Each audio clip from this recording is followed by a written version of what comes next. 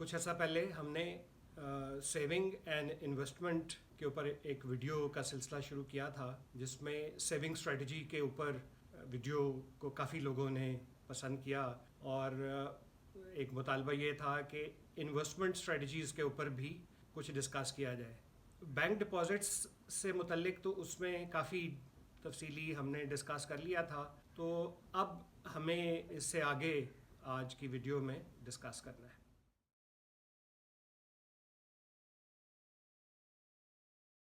तो पहले हम देखते हैं कि इन्वेस्टमेंट क्या है। इन्वेस्टमेंट असल में अपने सरमाए को किसी एसेट में इस मकसद के तहत लगाया जाए कि वहाँ से कोई इनकम या कैपिटल गेन हासिल हो।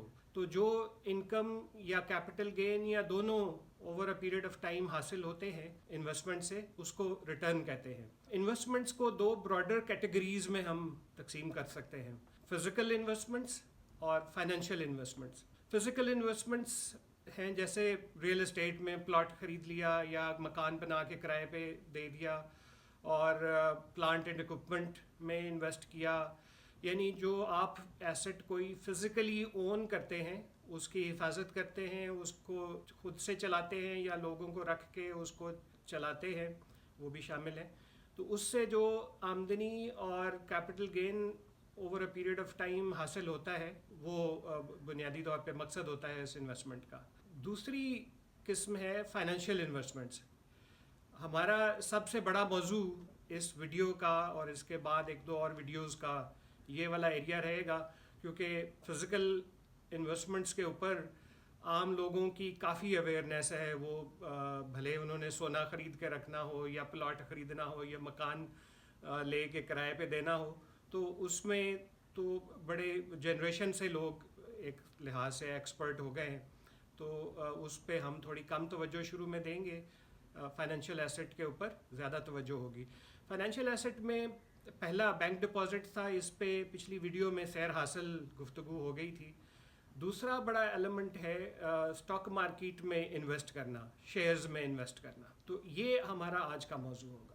शेयर्स में जब इन्वेस्ट करते हैं तो कंपनियां जैसे जैसे ग्रो करती हैं, तो आपकी भी एक तरीके से ग्रोथ उनके साथ होती चली जाती है। अच्छी कंपनियां साल में एक दो दफ़ा डिविडेंड देती हैं, कभी बोनस शेयर्स दे देती हैं, तो इससे एक रेगुलर इनकम का सोर्स हो सकता है। और अगर आप रेगुलर इनकम पे ज़्यादा फोकस है तो उन कंपनियों में फिर इन्वेस्ट करना चाहिए जो ज़्यादा रेगुलरली और अच्छा डिविडेंड देती हैं। ग्रोथ ओरिएंटेड कंपनियां डिविडेंड कम देती हैं, लेकिन वहाँ पे कैपिटल गेन, जब आप शेयर्स बेचेंगे तो उनकी कीमत में इजाफा काफ़ी ज़्यादा हो जाता है। तो dividend, capital gain, bonus shares वगैरह ये सारा कुछ शामिल करके तो इससे आप रिटर्न कैलकुलेट करते हैं। समहाउ स्टॉक मार्केट का रिटर्न अगर आप शॉर्टर टर्म में देखें या वेरी लॉन्ग टर्म में देखें, दोनों सूरतों में बाकी जितने भी इन्वेस्टमेंट के तरीक़ेकार हैं उनमें शायद सबसे बेहतर नज़र आता है। अभी कुछ देर में मैं आपसे स्टैटिस्टिक्स भी शेयर करूंगा कि 1 साल में, 5 साल में, 10 साल में, 15 साल में जो इन्वेस्टमेंट लोगों ने की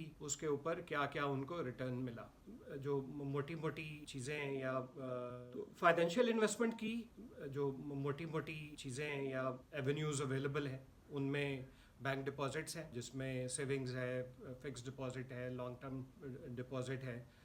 दूसरा शेयर्स में इन्वेस्टमेंट है, लिस्टेड स्टॉक्स में और अनलिस्टेड स्टॉक्स में। तीसरा फॉरेन करेंसी में कई लोग पैसे रखते हैं। चौथा म्यूचुअल फंड्स में, इक्विटी या फिक्स्ड इनकम फंड्स में इन्वेस्ट कर सकते हैं, जो स्टॉक मार्केट का या फाइनेंशियल इन्वेस्टमेंट का डायरेक्ट रिस्क नहीं उठाना चाहते। उनके लिए म्यूचुअल फंड्स, ख़ास तौर पे फिक्स्ड इनकम फंड्स बेहतर पॉसिबिलिटी हो सकते हैं।